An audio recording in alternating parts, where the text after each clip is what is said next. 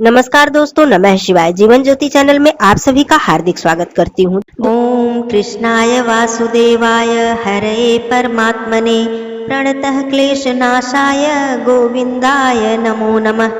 बोलिए श्री हरि विष्णु भगवान की जय।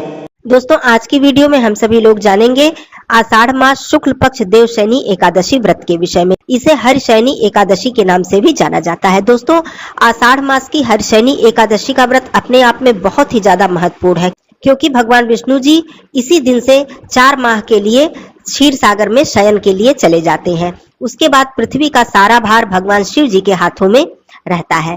तो इस वजह से यह एकादशी अपने आप में बहुत ही महत्वपूर्ण है। वैसे तो प्रत्येक माह की एकादशी अपने आप में विशेष है, लेकिन वर्ष में कुछ ऐसी एकादशी है दोस्तों जो अपने आप में बहुत ही ज्यादा महत्व रखती हैं, जैसे कि देवशैनी एकादशी, हरि प्रबोधिनी एकादशी, पुत्रदा एकादशी, निर्जला एकादशी।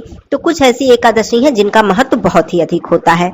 अब आइए बात कर लेते हैं 2024 में देवशैनी एकादशी का व्रत कब रखा जाएगा, पारण का शुभ समय क्या होगा, तिथि कब से प्रारंभ होगी, कब समाप्त होगी और कौन कौन से शुभ योग हमें इस दिन मिल रहे हैं और किस तरह से विशेष पूजा अर्चना हमें देवशैनी एकादशी व्रत में करनी चाहिए। दोस्तों, इस बार 2024 में देवशैनी एकादशी का व्रत 17 जुलाई दिन बुधवार को धारण किया जाएगा।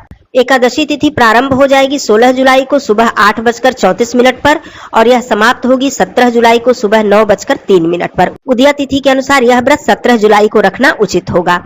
दोस्तों, इस बार देवशैनी एकादशी पर हमें कुछ शुभ मुहूर्त प्राप्त हो रहे हैं। ऐसे शुभ मुहूर्त जब हमें प्राप्त होते हैं तो इस मुहूर्त में जब हम भगवान विष्णु जी, माता लक्ष्मी जी की पूजा अर्चना करते हैं तो इससे हमें अनंत गुना पुण्य फल की प्राप्ति होती है।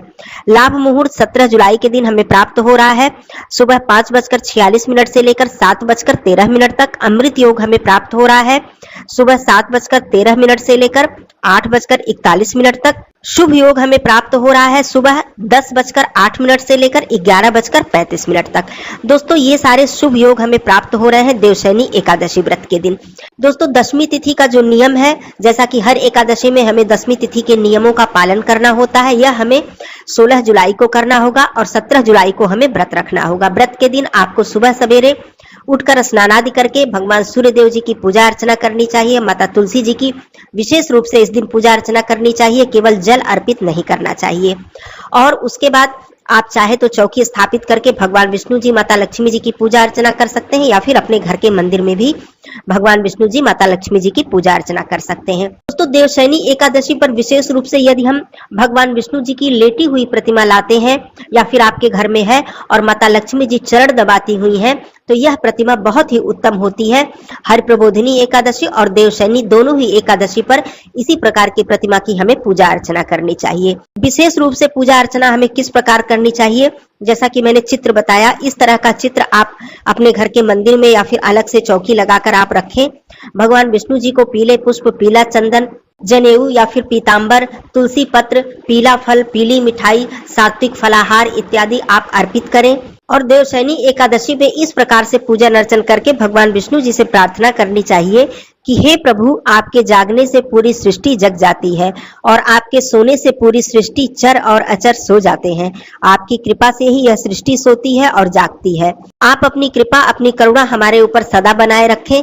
आपके चरणों में बारंबार प्रणाम है। इस प्रकार से प्रार्थना करते हुए भगवान विष्णु जी के समक्ष हमें सुबह शाम दीपक अवश्य जलाना चाहिए। और नियम तो ये है कि पूरे चातुर्मास में अर्थात देवशैनी एकादशी से लेकर हरि प्रबोधिनी एकादशी तक अर्थात देवउठनी एकादशी तक हमें भगवान विष्णु जी के समक्ष नियमित रूप से दीपक जलाना चाहिए सुबह और संध्या के समय और उनका पूजन अर्चन करना चाहिए। तो ये नियम है चातुर्मास का, क्योंकि यहीं से चातुर्मास का प्रारंभ हो जाता है, जो कि कार्तिक मास के शुक्ल पक्ष की हरि प्रबोधिनी एकादशी पर समाप्त होता है।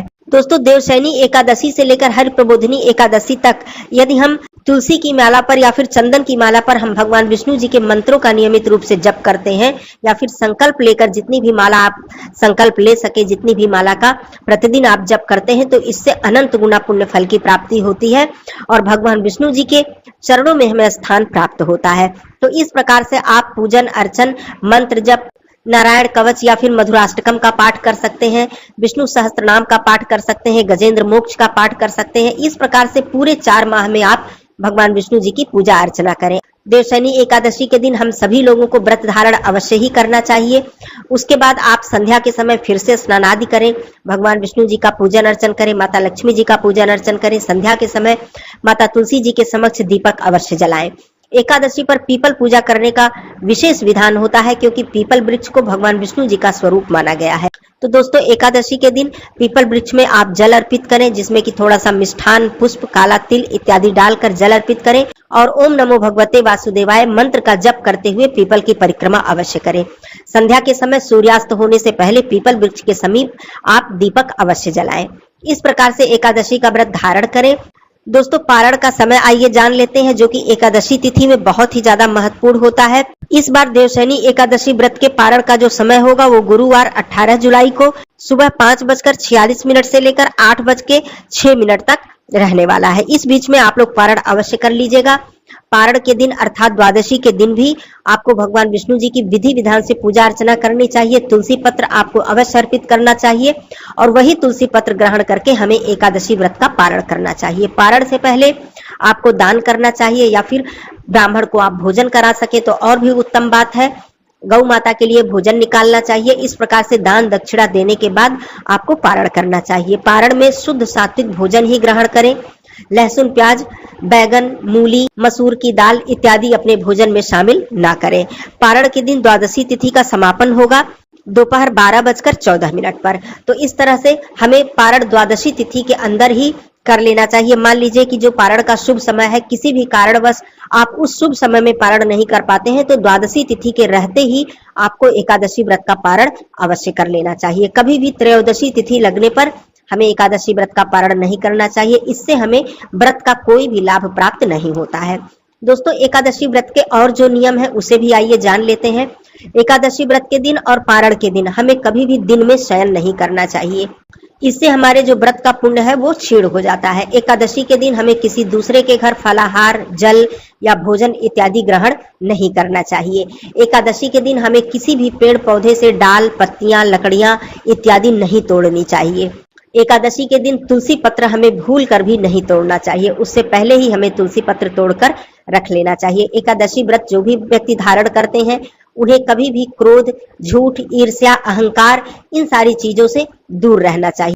इससे हमारा व्रत खंडित होता है, क्योंकि शास्त्रों में कहा गया है कि शारीरिक रूप से व्रत रखना जितना आवश्यक है उतना ही हमें मानसिक रूप से भी व्रत धारण करना चाहिए। इसलिए इन समस्त मानसिक विकारों से हमें दूर रहना चाहिए।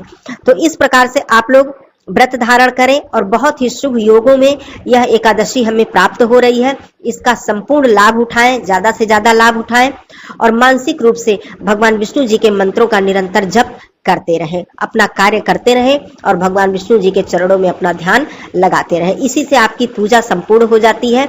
भगवान विष्णु जी का असीम आशीर्वाद आपको प्राप्त होता है।